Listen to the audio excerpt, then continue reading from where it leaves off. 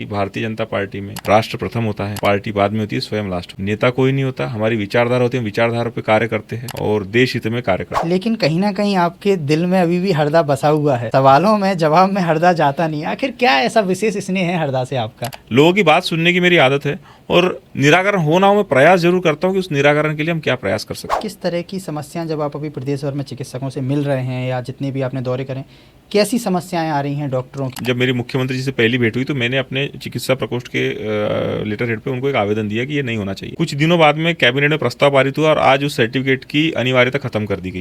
1,75,00,000 के करीब सदस्य हमारे मध्य प्रदेश में है। इतनी बड़ी आबादी वाले हमारे संगठन के सदस्यों की भी तो स्वास्थ्य की चिंता होनी चाहिए। अगर हमारे कार्यकर्ता स्वस्थ रहेंगे तो ही तो पार्टी के लिए समय दे पाएंगे कार्य। मध्य प्रदेश में जो स्वास्थ्य की स्थिति है, क्योंकि वो एक कोई खबर अगर स्वास्थ्य की आती है तो वो पूरे देश में प्रदेश की छवि को खराब करती है, भले ही वो भिंड की घटना हो या फिर मध्य प्रदेश के कटनी या महू की घटना हो, जहाँ आज हजारों लोगों को मध्य प्रदेश में, मेरी बात कंप्लीट करनी चाहिए। आपने बोला है छोटी छोटी गलतियां हैं, इस पर सुधार करने का काम हम करते हैं। क्या आपको पता है मध्य प्रदेश में पिछले करीब 2 से 3 माह से कई जिलों में आंगनवाड़ी में THR नहीं पहुंचा है, टेक होम राशन जो नवजात बच्चों के लिए पहुंचता है, जो आंगनवाड़ी की धात्री या गर्भवती महिलाओं के लिए पहुंचता है। एमडीडस की बात कहूँ तो एमडीडस का मुद्दा मैंने मेरे दायित्व मिलने के बाद भी बार बार उठाया। माननीय मुख्यमंत्री जी को मैंने इस पर आवेदन भी दिया और अभी तक। क्या आप हमारे कैमरे पे ऑन कैमरा बोलोगे कि प्रदेश में कहीं भी अगर इस तरह का ड्रग का कोई नेटवर्क चल रहा है और किसी व्यक्ति के पास जानकारी है तो वो आप तक वो जानकारी पहुंचाए, आप उसके साथ खड़े होगे या उसके खिलाफ आप आवाज़ उठाओगे?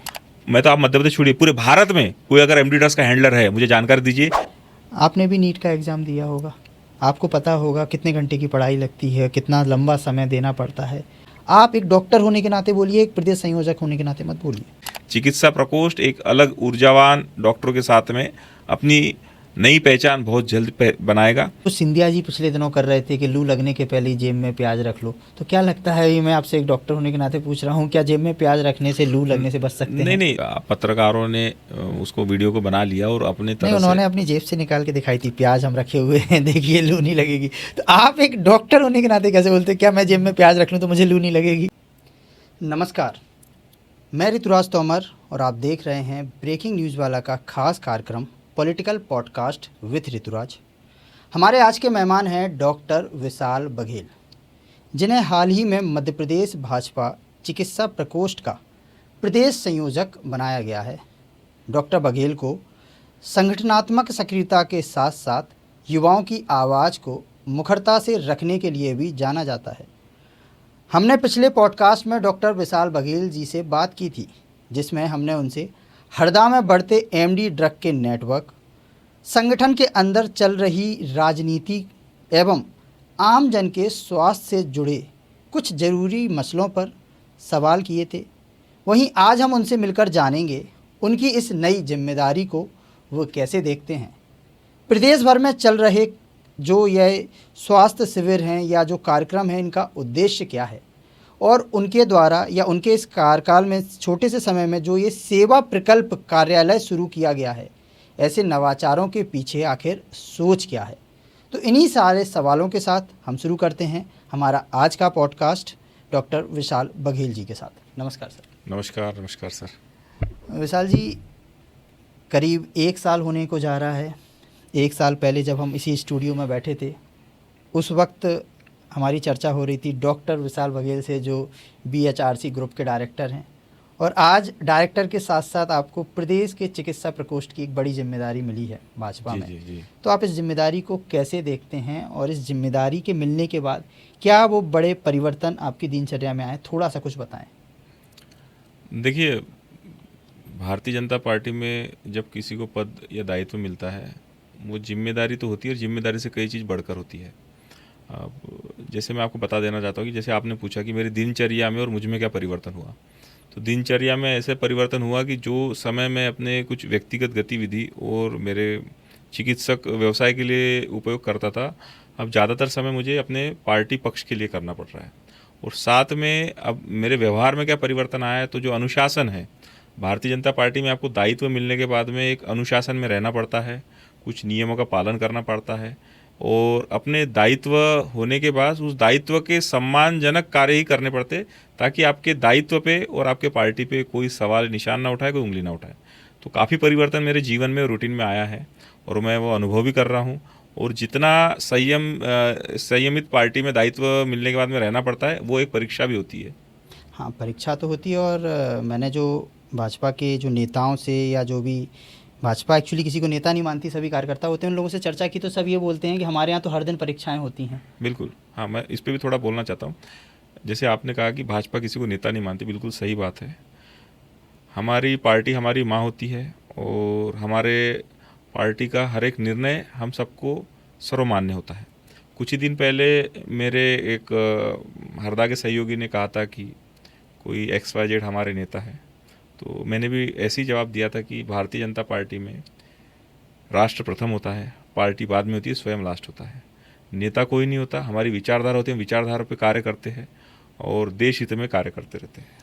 अब आप हरदा से निकल के प्रदेश की राजनीति में सक्रिय हो गए हैं, पूरे प्रदेश के दौरे कर रहे हैं, लेकिन कहीं ना कहीं आपके दिल में अभी भी हरदा बसा हुआ है। सवालों में जवाब में हरदा जाता नहीं। आखिर क्या ऐसा विशेष स्नेह है हरदा से आपका? देखो, लगभग मुझे लगता है कि मेरे नियुक्ति को लगभग 60 दिन हो गए, 2 महीने हो गए हैं। मैं विगत 60 दिनों में मात्र 6 दिन हरदा रहा हूँ। मतलब हरदा चूँकि मेरा घर है, मेरे सब अपने लोग वहाँ रहते, परिवार वहाँ रहता है। चूँकि प्रदेश का नेतृत्व मिला है तो हरदा मेरे लिए उतना ही जिला है जितने अन्य ज़िले हैं। हरदा मातृभूमि है तो स्वाभाविक है कि अपनापन वहाँ से लगा होता है, लेकिन मेरी जिम्मेदारी प्रदेश भर की है, तो मैं समान रूप से सारे ज़िलों में उतनी जिम्मेदारी निभाऊंगा जितनी हरदा में निभा रहा हूँ। तो जैसे अभी आप प्रदेश भर के दौरे कर रहे हैं, मैं देख रहा हूँ सोशल मीडिया पे अलग अलग जगह प्रभार आप जा रहे हो, आपका स्वागत हो रहा है, सिविल लग रहे हैं। तो जैसे प्रदेश के ज़िलों में आपको स्वीकार किया गया है, क्या हरदा में भी इसी तरीके से स्वीकार किया गया है डॉक्टर विशाल बघेल को? बिल्कुल, हरदा में भी स्वीकार किया गया है। जब मेरा प्रथम आगमन हरदा में हुआ था तो बहुत अच्छी संख्या में लोग आए थे।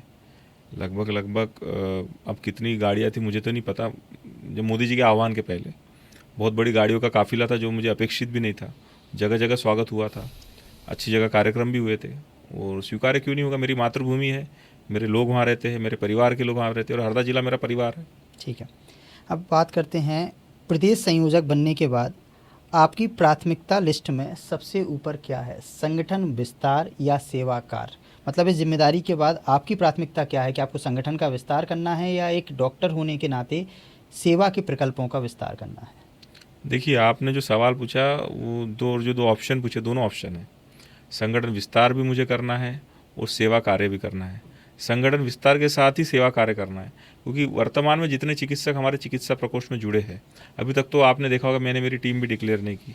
ठीक है, जो पूर्व की जो टीम है, जो प्रदेश संयोजक जी जो मुझे हैंड ओवर कर गए हैं टीम, उसी टीम के साथ मैं कार्य कर रहा हूँ और चिकित्सा प्रकोष्ठ बहुत उत्साह से कार्य कर रही है, हर जिले में कार्य कर रही है। अभी कल ही हमारा ग्वालियर संभाग में बहुत अच्छा एक शिविर है। आने वाले सप्ताह में, कल भोपाल में भी शिविर है, आने वाले सप्ताह में भाजपा कार्यालय पर शिविर है। समय समय पर शिविर लग रहे हैं, लोग उत्साह से कार्य कर रहे हैं। तो संगठन विस्तार तो हम करेंगे, लेकिन सेवा के साथ साथ संगठन विस्तार करेंगे। डॉक्टरों को जोड़ने का आपका तरीका क्या है? विचारधारा, सेवा नीति, मतलब किस तरीके से आप डॉक्टरों को अपने साथ जोड़ रहे हैं? क्या वो नई विचारधारा के साथ आप डॉक्टरों को जोड़ रहे हैं? देखिए, सबसे बड़ी बात होती है संवाद। अब हर व्यक्ति को समस्या है, हर चिकित्सक को समस्या है। अब समस्या का निराकरण करने के लिए प्रयास कर सकते हो। प्रयास करने के बाद में समस्या कितनी सॉल्व होती है या सॉल्व नहीं होती है वो मायने नहीं रखता। हमारे चिकित्सक बंधुओं को ऐसा नेतृत्व चाहिए जो उनकी कम से कम समस्या तो सुने, समस्या सॉल्व करने का प्रयास तो करे। मैं वही कार्य कर रहा हूँ और वही कार्य देखते हुए आज पूरे प्रदेश भर में, हर प्रदेश भर के, मुझे तो लगता है कि जिस दिन मेरी नियुक्ति हुई थी, मैं कई लोगों के कॉल नहीं उठा पाया था। जब मैंने काउंट किए तो लगभग मुझे 2 दिन में 2800 कॉल आए थे, कॉल और मिस कॉल पूरे प्रदेश भर के। तो कहीं ना कहीं उनको एक विश्वास था कि ऐसा युवा नेतृत्व चिकित्सा प्रकोष्ठ में प्रदेश संयोजक बना है जो हमारी बात सुन सकता है। क्योंकि आपको पता है मैं पूर्व में भी एक हॉस्पिटल एसोसिएशन का प्रदेश अध्यक्ष रहा हूँ। लोगों की बात सुनने की मेरी आदत है और निराकरण हो ना हो मैं प्रयास जरूर करता हूँ कि उस निराकरण के लिए हम क्या प्रयास कर सकते हैं। लेकिन डॉक्टर समुदाय अक्सर ये कहता है कि राजनीति जो है वो सिर्फ इस्तेमाल करती है। आप इस भरोसे को कैसे बना, मतलब ये जो उनका जो मिथ है इसको कैसे तोड़ोगे कि राजनीति सिर्फ उपयोग करती है? नहीं, देखो, डॉक्टर्स लोगों का ऐसा कहना है कि राजनीति इस्तेमाल करती है, ऐसा तो कोई डॉक्टर्स में ऐसा कोई स्लोगन या कई चिकित्सकों के समूह में मैंने ऐसी बात सुनी नहीं है। और मैं आपको बता दूं कि डॉक्टर्स अपने आप में लीडर होता है। डॉक्टर्स हर समाज का नेतृत्व करता है जिस जगह वो अपनी प्रैक्टिस करता है। हर हॉस्पिटल का मालिक अगर वो डॉक्टर है उस एरिया का लीडर होता है। चूँकि आपको मैं बता देना चाहता हूँ कि मेरे ज़िले के दोनों विधायक कांग्रेसी है, परंतु वो कभी नहीं चाहेंगे कि उनके मुझसे संबंध खराब हो या ऐसी चीज़ हो। राजनीति में विचारधारा के भेदभाव हो सकते हैं, लेकिन संबंध तो आप सबसे रख सकते हो, बातचीत तो रख सकते हो। क्योंकि देखो, मैं एक बहुत बड़ा चिकित्सालय वहाँ पर संचालित करता हूँ, तो किसी ना किसी के कोई ना कोई माध्यम से मैं सेवा कार्य करता हूँ, संपर्क में आता हूँ। तो चिकित्सकीय व्यवसाय और ये सेवा कार्य ऐसा है कि कोई भी व्यक्ति उस व्यक्ति से जुड़ के रहना चाहता है, चिकित्सक से जुड़ के रहना चाहता है। तो मैं नहीं मानता हूँ कि चिकित्सक ऐसा सोचते हैं कि राजनीति में उपयोग किया जाता है। उपयोग किया नहीं जाता। अब आप अगर स्वयं उपयोग होने वाले हो तो अलग चीज़ है, लेकिन ये सबका अपना अपना देखने का नज़रिया है।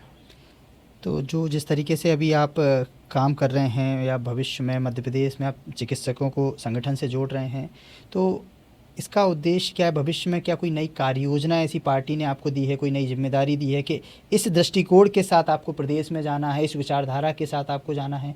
भविष्य की क्या प्लानिंग है डॉक्टर्स को लेके जो पार्टी ने आपसे एक्सपेक्ट कर रही है? देखिए, आपने तो शुरुआत ही मुझसे सवाल में पूछ लिया कि आपका कार्य क्या रहेगा, सेवा कार्य रहेगा या संगठन विस्तार रहेगा। तो पार्टी मुझसे यही चीज़ अपेक्षा कर रही है कि मैं संगठन का विस्तार भी करूं, अपनी विचारधारा, अपनी पार्टी की विचारधारा हर चिकित्सक के पास पहुंचाऊं और चिकित्सक अपने जीवन का कुछ समय पार्टी के लिए, संगठन के लिए दे और सेवा कार्य सतत करते रहे। किस तरह की समस्याएं, जब आप अभी प्रदेश भर में चिकित्सकों से मिल रहे हैं या जितने भी आपने दौरे करें, कैसी समस्याएं आ रही हैं डॉक्टरों की, अस्पताल के जो देखो, अब मैं आपको एक बात बता देना चाहता हूँ। समस्याएं तो अनेक अनेक होती है। 148 करोड़ आज की डेट में आबादी भारत की कही जाती है। इतनी बड़ी आबादी में समस्या आना स्वाभाविक है। अब जैसे हमारी होम्योपैथी डॉक्टर्स की एक समस्या थी कि उनको biomedical waste BMW pollution control board से सर्टिफिकेट लेना चाहिए था। मैंने अपने जब मेरी मुख्यमंत्री जी से पहली भेंट हुई तो मैंने अपने चिकित्सा प्रकोष्ठ के लेटर हेड पे उनको एक आवेदन दिया कि ये नहीं होना चाहिए। कुछ दिनों बाद में कैबिनेट में प्रस्ताव पारित हुआ और आज उस सर्टिफिकेट की अनिवार्यता खत्म कर दी गई है। तो ऐसी कई समस्या आती है और मेरे पार्टी के वरिष्ठगण, शीर्ष नेतृत्व उन समस्या को स्वीकार भी करते हैं और उस पर कार्रवाई भी करते हैं। माननीय मुख्यमंत्री जी बहुत संवेदनशील व्यक्ति है, चिकित्सकों के लिए बहुत पॉजिटिव विचार रखते हैं। और माननीय स्वास्थ्य मंत्री तथा उप मुख्यमंत्री श्री राजेंद्र शुक्ल जी, यह तो बहुत अभ्यासु व्यक्ति है। इनके पास कभी भी, क्योंकि माननीय मुख्यमंत्री जी से बार बार हमेशा मिलना संभव नहीं होता, परंतु माननीय उप मुख्यमंत्री जी क्योंकि मेरे ही विभाग के मंत्री है, क्योंकि मैं चिकित्सक आता हूँ तो हमारे मंत्री है, तो उनसे रेगुलर मिलना होता है। वो हर समस्या को सुनते हैं और हर समस्या को समझ के उस पर कार्रवाई भी तुरंत करते हैं। तो आगे जो भी चिकित्सकों को समस्या आएंगी हम सॉल्व करने वाले हैं। और वर्तमान में जो समस्या क्लिनिक संचालकों को और अस्पताल संचालकों को आएगी, हम जल्दी उस पर कुछ अच्छे डिसीजन आने वाले हैं, वो प्रक्रिया में है। और चिकित्सकों की अस्पताल और क्लिनिक संचालन में जो दिक्कतें आती है वो लगभग इस कार्यकाल में खत्म हो जाएंगी, ये मुझे भरोसा है। मतलब इस जो ये एक जो 2028 के चुनाव के हाँ, चुनाव के पहले खत्म हो जाएगी, ठीक है। क्योंकि एक बहुत बड़ा वर्ग चिकित्सकों का हमारे भारतीय जनता पार्टी से जुड़ रहा है। कुछ समस्याएं समय रहते हुए, जैसे अब मैं फॉर एग्जांपल मैं आपको बता देना चाहता हूँ कि अपन PCPNDT एक्ट कहते हैं, जो भ्रूण हत्या रोकने के लिए बनाया था, ये 1995 के लगभग बनाया था। उस समय परिस्थितियाँ कुछ और थी,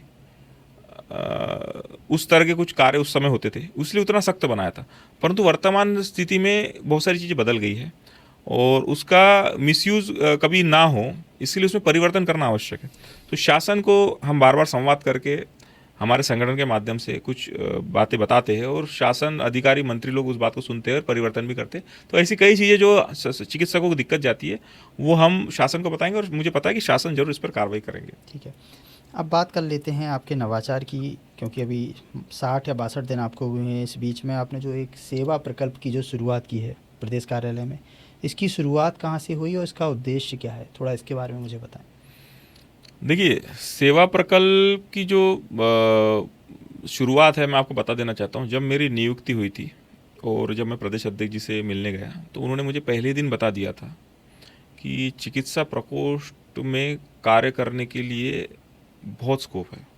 अगर आप आपके दायित्वों को अच्छे से निभा लोगे तो एक अच्छी बैकिंग आपको मिल जाएगी और साथ में पार्टी को भी बहुत फ़ायदा होगा और अपने संगठन का विस्तार बहुत अच्छा होगा। उन्होंने उसी दिन, माननीय हमारे प्रदेश अध्यक्ष जी हेमंत खंडेलवाल जी ने पहले ही दिन मुझे बता दिया था कि हमें इस तरह से सेवा प्रकल्प शुरू करना है। उन्होंने मुझे आइडिया दी थी और फिर जब मैंने उसका अध्ययन किया तो हमारे पूर्व प्रदेश संयोजक डॉक्टर देशमुख जी है, उन्होंने कुछ इसका वर्कआउट किया था, उनसे भी मैंने मार्गदर्शन लिया। फिर हमने हमारे टीम के साथ बैठ के इसको पूरा ज़मीनी स्तर पे उतारा और पूरी प्लानिंग के साथ इसको शुरुआत की।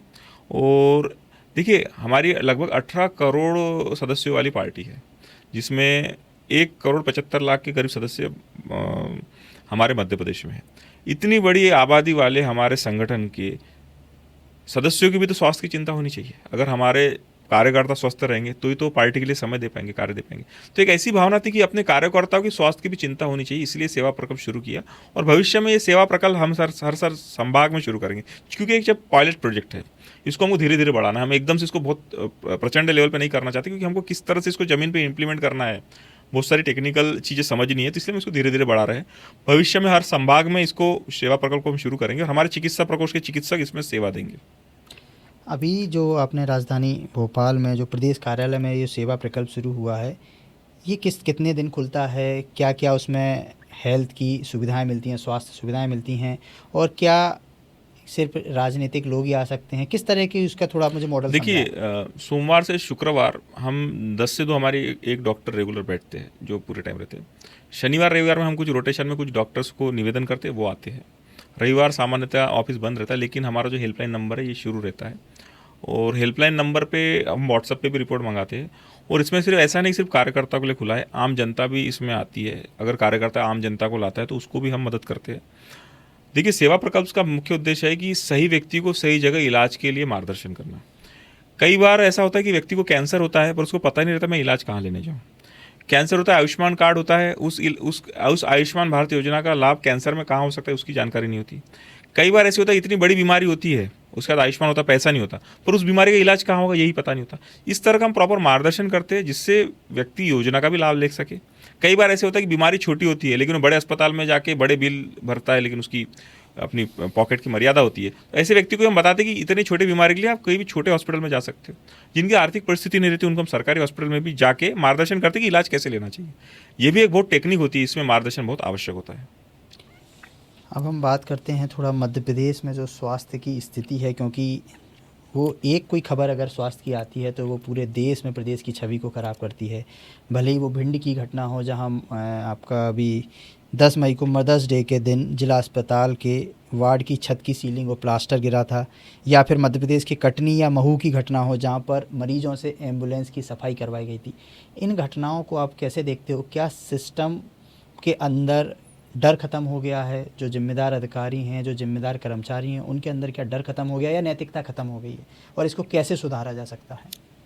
देखिए, जो आप जिन घटनाओं का वर्णन कर रहे हो वाकई में ये अच्छी बातें नहीं है, अच्छी घटनाएं नहीं है, परंतु भारतीय जनता पार्टी की सरकार है, ये सभी चीज़ों पे ध्यान देती है और सही समय पे अमल भी करती है। अब आप उदाहरण के तौर पे कह रहे हैं कि एम्बुलेंस साफ करवाने के लिए कहा 2 से 3 ऐसी घटना मध्य प्रदेश में अभी तक आ चुकी है। मैं मान रहा हूँ।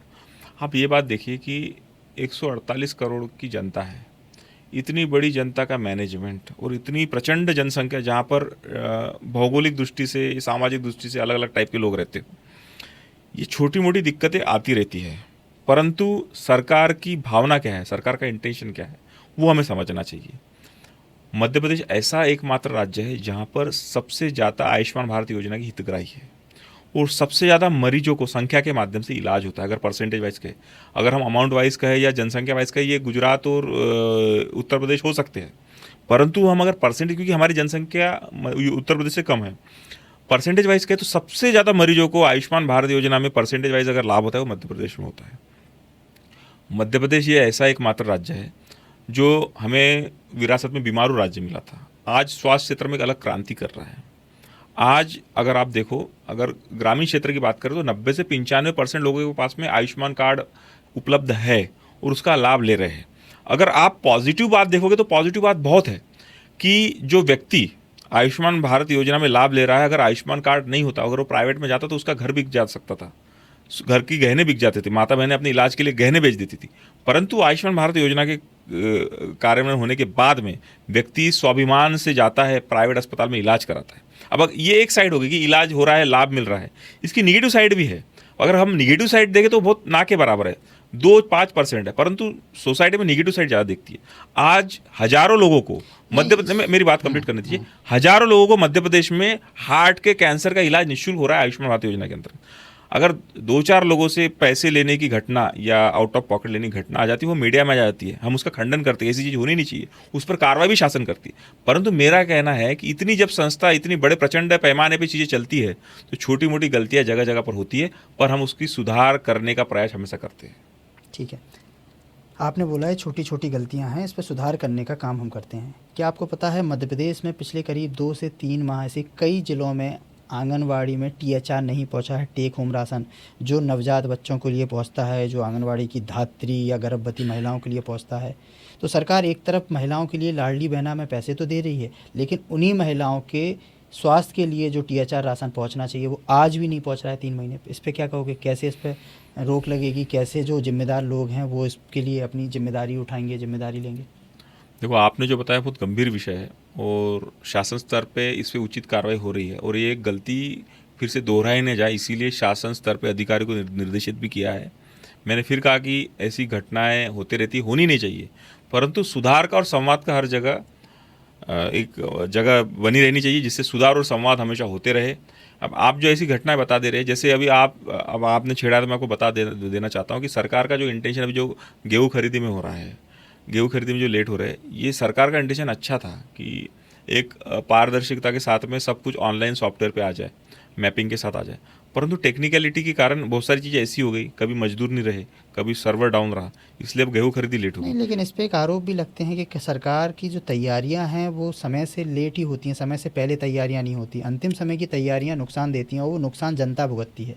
सरकार में बैठे जो कर्मचारी अधिकारी हैं वो उसका भुगतान नहीं करते हैं, भुगतान वो ज़मीन के लोग हैं, वो किसान हैं, वो उससे परेशान होते हैं। कई जगह अभी आपने घटनाएँ देखी होंगी, बारिश हो गई है, गेहूँ भीग गया है, समय से वेयर हाउस पर नहीं पहुँच पाया है।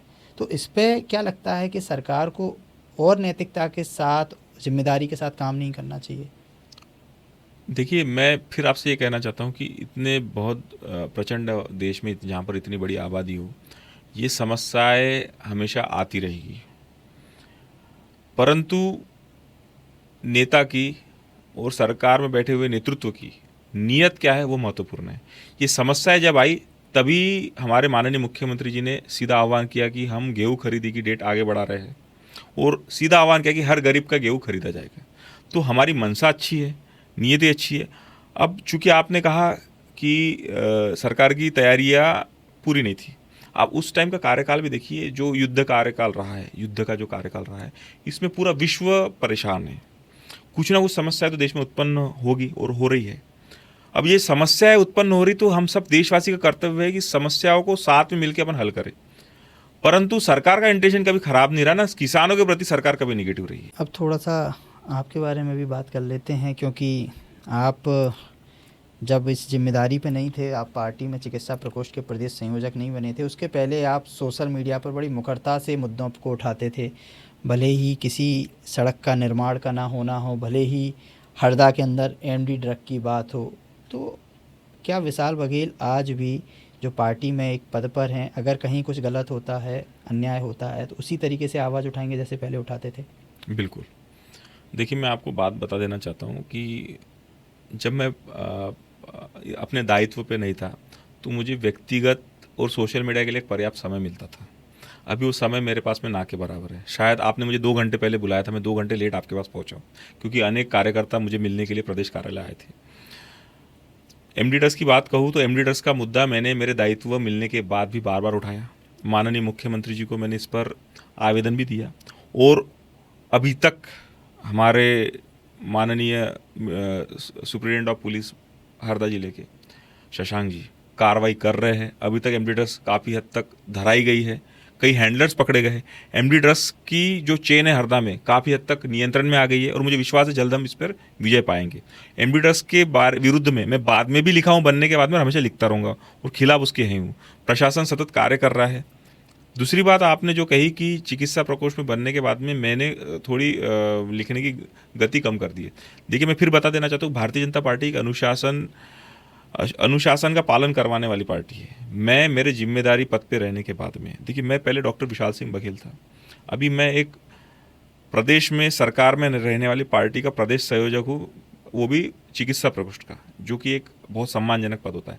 मुझे उस पद की गरिमा रखना बहुत महत्वपूर्ण लगता है, और साथ में ऐसे कोई भी वक्तव्य और ऐसा कोई भी बात मैं अपने जुबान पे नहीं आने देना चाहता जिससे मेरे पार्टी को, मेरे वरिष्ठ जनों को थोड़ी बहुत भी हानि हो। और ये हमारे पार्टी का हर कार्यकर्ता ऐसे ही कार्य करता है, क्योंकि कहीं ना कहीं हमारी जिम्मेदारी रहती है, हमारे हर शब्द का अनेक अर्थ निकल सकते हैं, तो हमें हर शब्द मर्यादित रूप से ही बोलने पड़ते, बताने पड़ते, कहीं ना कहीं मर्यादा का पालन करना पड़ता है। अगर आप इसकी बात कहोगे तो कल एक सामान्य चिकित्सक अगर अपनी मुखरता से बात रखता है सोशल मीडिया पे, परंतु अगर वो जिला संयोजक या चिकित्सा प्रकोष्ठ में कोई दायित्व पे रहेगा तो उसको भी अपने मर्यादा का पालन करना पड़ेगा। और मर्यादा, डिसिप्लिन, इसी के पालन के बाद ही कोई संगठन मजबूत रहता है और सारी चीज़ व्यवस्थित होती है। नहीं तो आज कांग्रेस की बात देखिए, हमारे जिले में कांग्रेस में इतने धड़ है कि सब धड़ एक दूसरे को कोसते रहते। उसके बावजूद दोनों सीटें कांग्रेस की हैं हरदा में।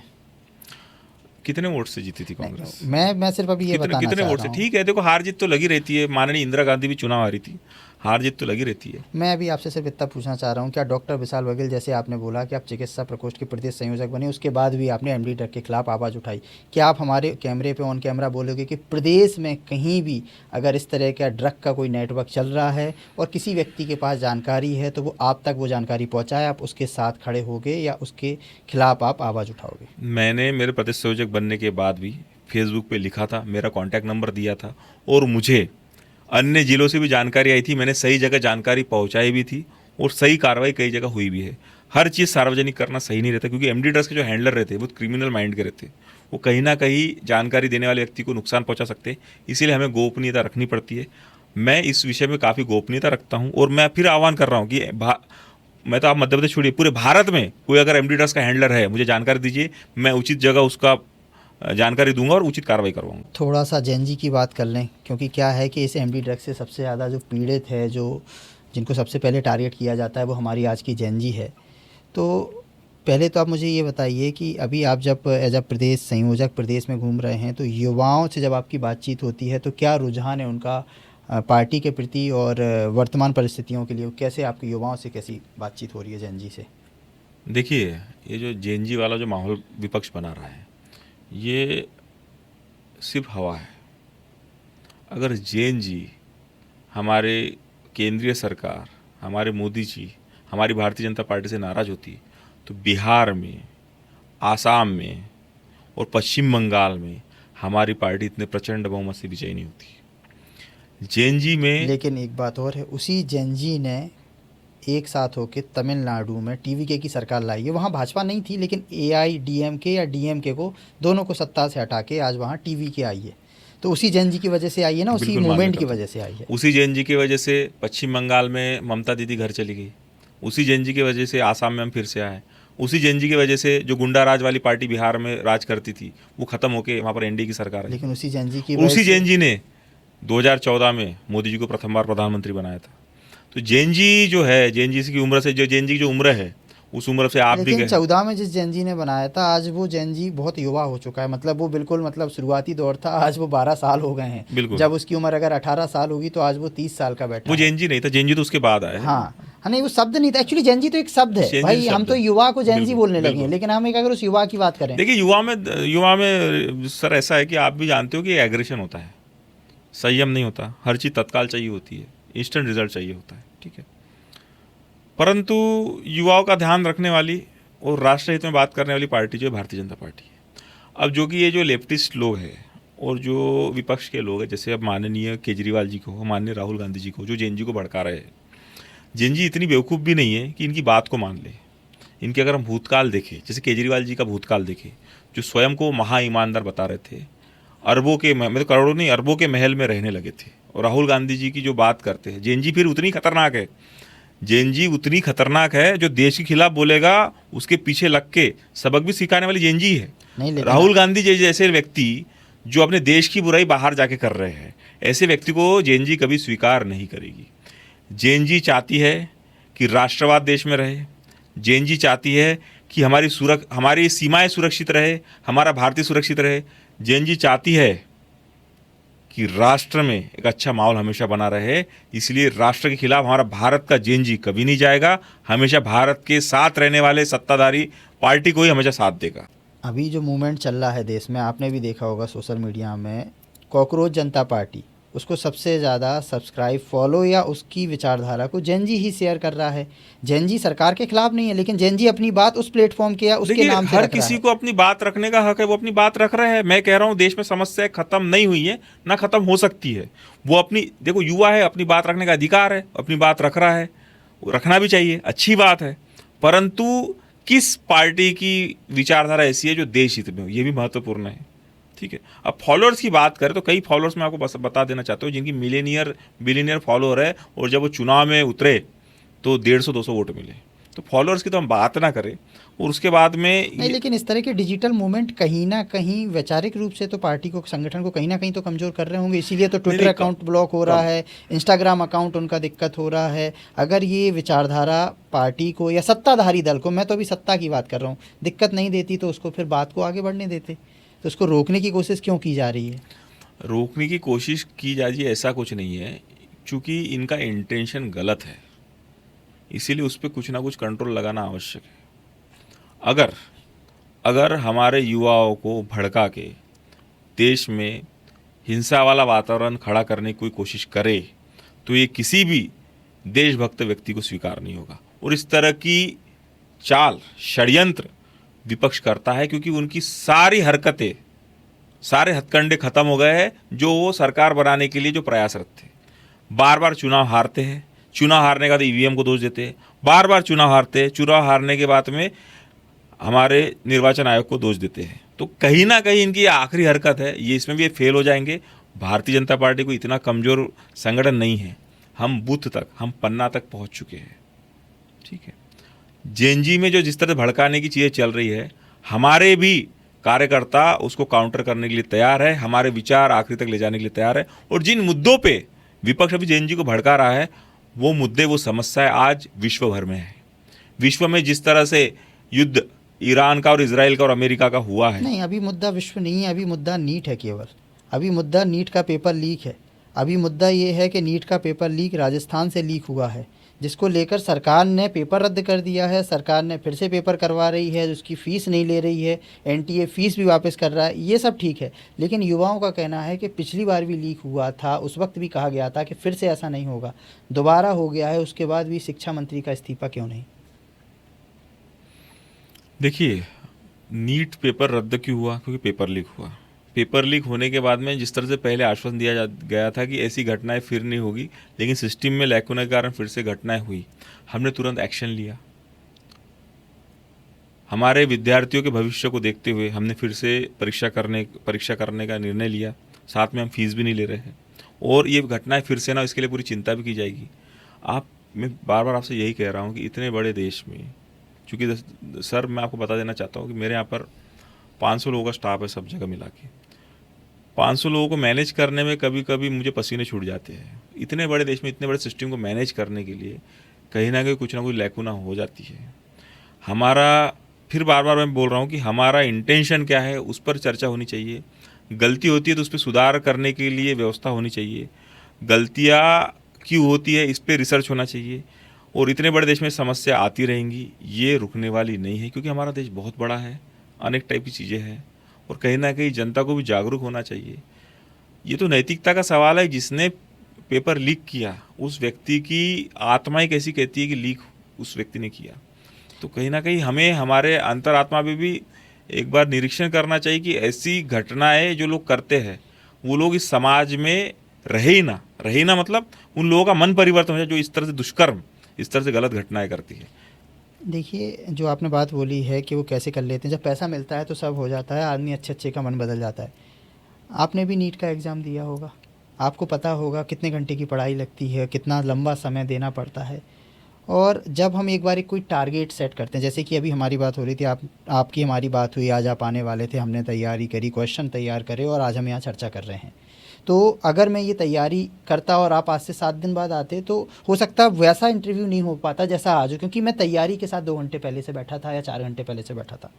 ऐसे ही एक युवा ने तैयारी करी, पेपर दिया, पेपर उसका अच्छा गया बुरा गया ठीक है, लेकिन अब उसको बोल दिया गया नहीं अब आपको फिर से पेपर देना है, तो कहीं ना कहीं उसके रिजल्ट पे, परिणामों पे असर नहीं पड़ेगा क्या? आप एक डॉक्टर होने के नाते बोलिए, एक प्रदेश संयोजक होने के नाते मत बोलिए।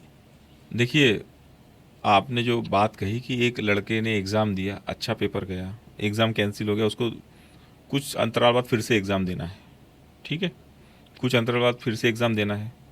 लेकिन उस सिंगल युवा के साथ नहीं हो रहा है, ये तमाम उन अभ्यर्थियों के साथ हो रहा है जिन्होंने पूर्व में नीट का एग्ज़ाम दिया, उनको फिर से नीट का एग्ज़ाम देना है।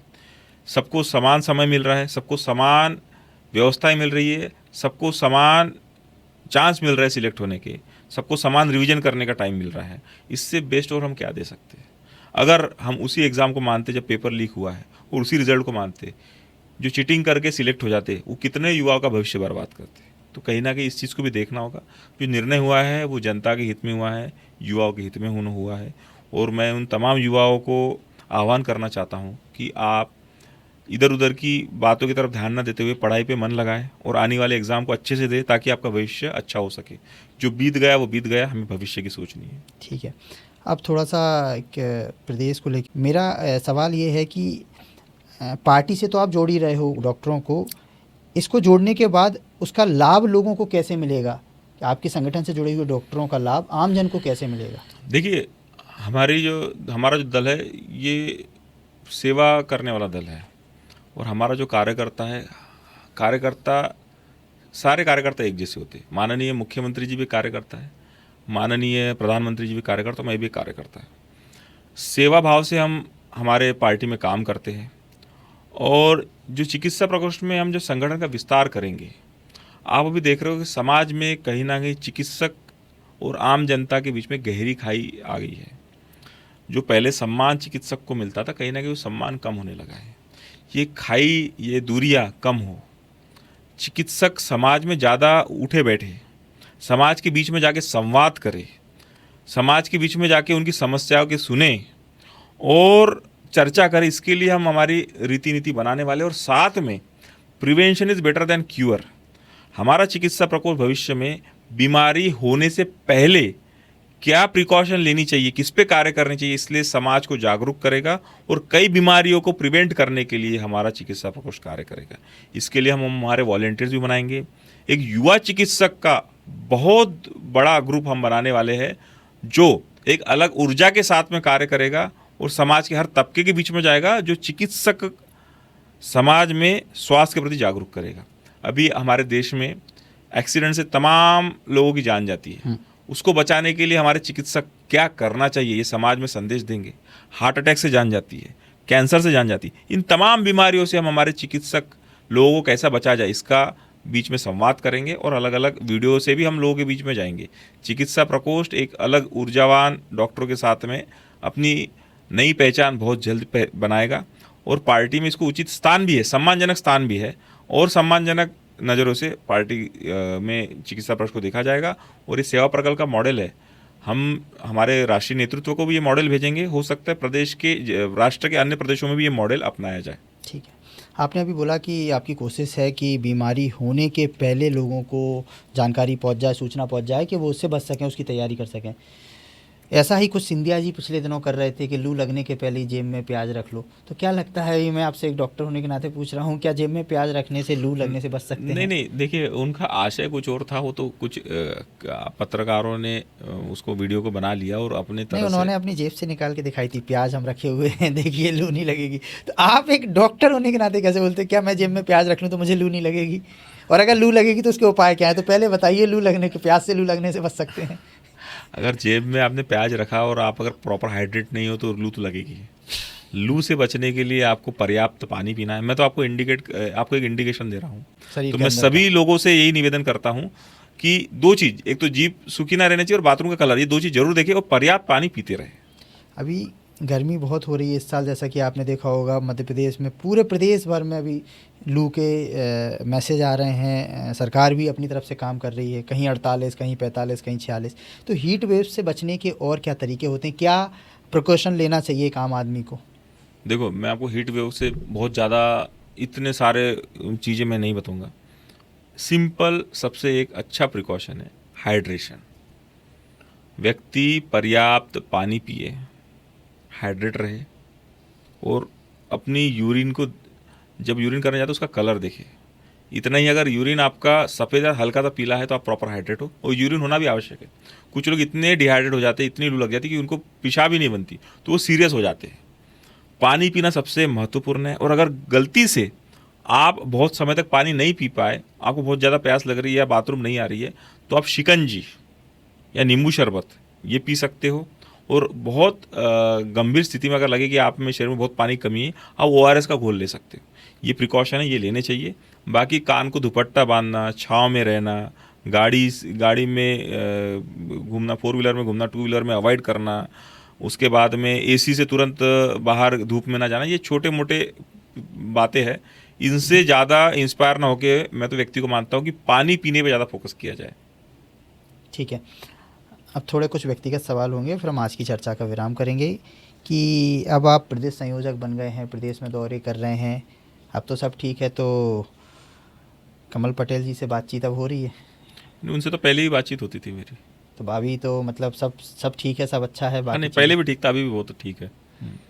तो क्या लगता है अब हरदा की राजनीति में, जैसे कि अभी कांग्रेस है, तो आप एक अब प्रदेश की जिम्मेदारी संभाल रहे हैं, तो वहाँ पे भाजपा का संगठन मजबूत हो रहा है? भाजपा वहाँ पे संगठन पे काम बिल्कुल, हो रहा वहाँ है? पे संगठन बहुत मजबूत था। और अभी वर्तमान जिलाध्यक्ष राजेश सिंह वर्मा जी के नेतृत्व में और मजबूत हो रहा है और मजबूत होगा। अभी हमारा जिले का प्रशिक्षण वर्ग हुआ, वहाँ पर सब लोग आए, सब लोगों ने चर्चा की, और मजबूत होते रहेगा संगठन।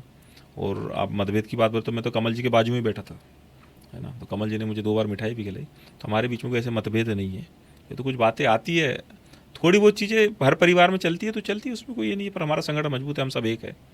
वहाँ के पूर्व जिलाध्यक्ष जी है माननीय अमर सिंह मीना जी, वो भी पार्टी के साथ है, वो भी हमेशा संगठन कार्य में आते हैं। अभी कुछ समस्या थी तो वो सब सॉल्व हो गई और हो जाएगी। तो आने वाले भविष्य में हम विशाल बघेल जी को ऐसा क्या काम आप करना चाहेंगे कि आप भविष्य में प्रदेश संयोजक के रूप में याद किए जाएं? क्या वो आप बड़ा कुछ काम प्लान कर रहे हो आने वाले भविष्य में मध्य प्रदेश के अंदर चिकित्सा प्रकोष्ठ के संयोजक के रूप में? नहीं, फिर मैं बता रहा हूँ, मेरा व्यक्तिगत कोई ऐसा नाम याद रखे, मैं ऐसा बिल्कुल नहीं चाहता हूँ, ठीक है, क्योंकि nation first, party next, self last. तो चिकित्सा प्रकोष्ठ एक अलग अपनी पहचान बनाए, क्योंकि चिकित्सक हमेशा नेतृत्व करता है। उस चिकित्सा प्रकोष्ठ के कारण हमारे पार्टी को उसका लाभ मिले, और चिकित्सकों में पार्टी के प्रति पॉजिटिव भावना हमेशा बनी रहे, ये इतना ही मेरा उद्देश्य रहेगा। कोई व्यक्तिगत लाभ के लिए मैं प्रकोष्ठ का उपयोग नहीं करूँगा। ठीक है। और अभी जो ये जिस तरीके के जो जगह जगह आपके शिविर लग रहे हैं, हेल्थ कैंप लग रहे हैं, तो क्या अभी तो सिर्फ बड़े शहरों में लग रहे हैं, तो क्या इन शिविरों का छोटा रूप भी आएगा, कोई छोटा प्रारूप भी आएगा? हर मंडल में हमारे शिविर लगेंगे, मंडल के चिकित्सक, मंडल संयोजक शिविर लगाएंगे, हर आम जनता तक हम पहुंचेंगे। जो जनजाति क्षेत्र है, जो जंगल के क्षेत्र है, उसमें हम ज़्यादा मेहनत करेंगे, ज़्यादा शिविर लगाएंगे, क्योंकि उनको बहुत सारी समस्या रहती है, वाहन की समस्या रहती है, सुविधाओं की समस्या रहती है। कई बार बड़ी बड़ी बीमारी होने के बाद में इलाज नहीं ले पाते, तो तमाम हम शिविर लगा के लोगों तक पहुँचेंगे और अपना कार्य का विस्तार करेंगे। अभी भी कई ऐसे लोग आते हैं जिनको आयुष्मान कार्ड नहीं बने हैं या उनको नहीं पता है आयुष्मान कार्ड कैसे? उसके लिए हमारे प्रदेश में एक अलग दायित्व ही दिया है।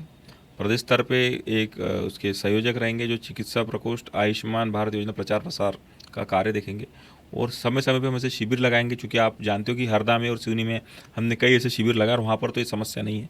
अन्य जिलों में भी हम शिविर लगाएंगे और इस समस्या का हम निराकरण करेंगे। तो मतलब वहाँ पे कुछ ऐसा कुछ भी होगा कि आपके उसी शिविर में अगर कोई व्यक्ति आता है जिसका आयुष्मान कार्ड नहीं है, तो वहाँ उसको उसकी मदद भी प्राप्त हो जाए उसी शिविर से? बिल्कुल हो रहा है। कल भी हमारा शिविर है, वहाँ पर भी आयुष्मान कार्ड बनाया जा रहा है। कल हमारा भोपाल के एक क्षेत्र में शिविर है, वहाँ पर भी शिविर के साथ में आयुष्मान कार्ड बनाने की भी सुविधा उपलब्ध है। तो सुना आपने, ये थे डॉक्टर विशाल बघेल, जो मध्य प्रदेश में भाजपा चिकित्सा प्रकोष्ठ के प्रदेश संयोजक हैं, जिन्होंने आज बताया किस तरीके से भाजपा का संगठन चिकित्सा प्रकोष्ठ के माध्यम से प्रदेश भर के डॉक्टरों को जोड़ रहा है, कैसे वो डॉक्टरों का नेटवर्क आम जन के लिए, आम लोगों के लिए ज़मीन पर उतर के काम करेगा। साथ ही साथ उन्होंने ये भी बताया कि कैसे आज पार्टी ना सिर्फ आम जन अपने कार्यकर्ताओं के लिए, बल्कि हर उस व्यक्ति के लिए सोच रही है जो आज मध्य प्रदेश का निवासी है, देश का निवासी है, जहां पर उन कैंप के माध्यम से स्वास्थ्य सुविधाओं के साथ साथ उनकी उन समस्याओं को भी सुना जाता है, जिसके लिए सामान्यतः वो दर दर के लिए परेशान होते हैं। क्योंकि जो अभी इन्होंने बताया डॉक्टर साहब ने, जो आयुष्मान कार्ड है, इसके लिए आज भी कई लोग परेशान होते हैं। तो इन चिकित्सा शिविरों के माध्यम से ये आयुष्मान कार्ड को बनाने की जो बात है ये कुछ नया है, ये सुनने में रोचक है और ये ज़रूर लोगों को इसमें मदद मिल रही होगी।